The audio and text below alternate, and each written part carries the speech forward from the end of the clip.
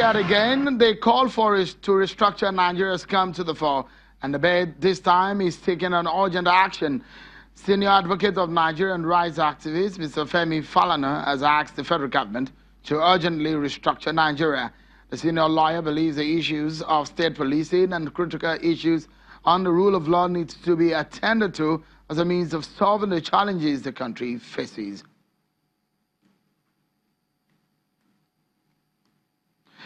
We bring you some of the sound bites at that event at some point on the program. Now to our major story. You probably would have heard the debate about the cost of expression of interest and nomination forms of political parties. Political parties are already releasing election schedules and the cost of their nomination forms for aspirants who wish to pick them up to seek the party's ticket. It is a very important requirement. So we will be showing you some of the figures. You can draw your conclusion. Is it too exorbitant? Well, right here. Here's another angle to the story. There have been reports that the president said he could not afford the expression of interest and nomination forms of the APC. Well, that is solved now.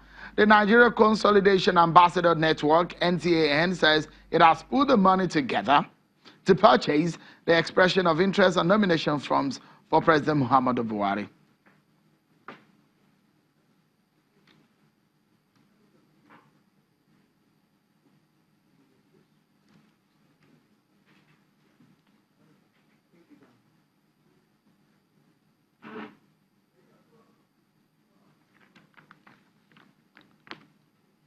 So then, let's show you some of these figures which you can make sense of what these all means altogether.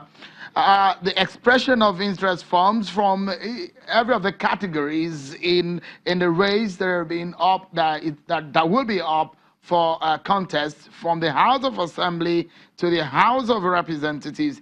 This is for the APC and the costs that you will find. So, House of Assembly, 850,000, House of Representatives, 3.8 million, Senate, 7 million, governorship, 22.5 million, the presidency, 45 million. So let's take a look at the PDP now. For the PDP, they said that the expression of interest for the presidency is 12 million, for the governorship is 6 million, Senate, 4 million, House of Representatives, 1.5, House of Assembly, 600,000. There's another party that you may also be interested in, and that's the Social Democratic Party, SDP.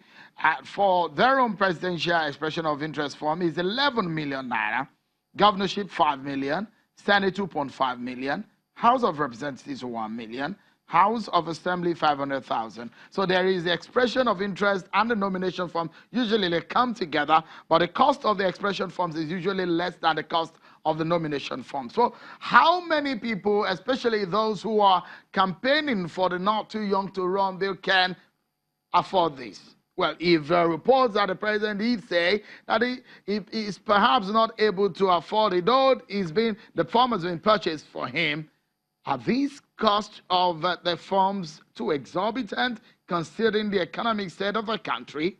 Let's break it all down for you to make sense of. Tonight, joining me on the panel from our Abuja studios is one of the conveners of the Not Too Young to Run campaign, Mr. Samson Itodo, is a lawyer and a rights activist. Also, a chieftain of the APC, Ms.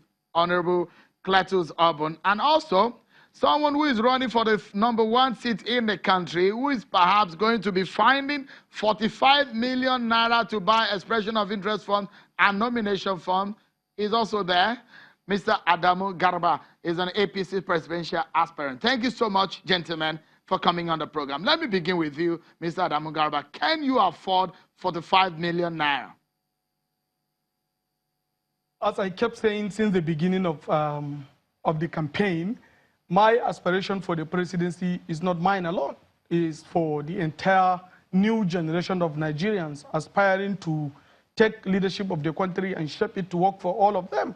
So it is our own collective responsibility. So on my own part, I have done my contribution and I put it out for most of the Nigerian youths to see what contribution we can do so that we can go ahead and pick our country and then work with it and shape it to work in the interest of all of us. So we are still working on it. So far, we were able to raise up to 15 point something million naira. So we are still working, and we are very sure, hopefully, before the end of the week, we may be able to raise the 45 million naira to buy the farm. Should we fail to do that, it's a clear indictment on the collective effort of our elders and the senior established politicians. Very clearly, if you look at the country, we have more than 70 million young Nigerians within my age range downward that are not, have nothing to do. They don't have jobs to do. We have almost over 92% of Nigerians are living below $5 a day. In this kind of country, you're putting about 45 million naira to contest for the office of the presidency, not based on capacity and competency to deliver, but putting money as actually the main requirement for somebody who's supposed to lead a country is actually not the right thing to do. But we are making our effort. It's something that we promise we can do. We are not giving up. We are pushing to it. And we will do our best to make sure that it is clear Nigerians have seen our effort. Honorable Clatous Obun, give us the benefit of your experience as a politician and a party person and someone who has been in administration. What could be the stance behind this amount of money for these offices? Two things immediately come to mind. You should know that leadership is not an apple that everybody can just bend down and pick. Obama, when he suits us, we quote him. And we quote also Awolowo. Go and read Awolowo, and he tells you how he got his money in the UK to train himself and how to even show how he will refund the money from a bank. That is leadership. So as we speak today, the leadership of the All Progressive Congress in Nigeria, being in government, has clearly indicated that leadership is by cultivation. It's not accidental. There is no accidental leadership. So monetary quantification and proportional leadership can no longer come on the basis of by a quota or by any means that is beneficial or in any way that comes by patronage.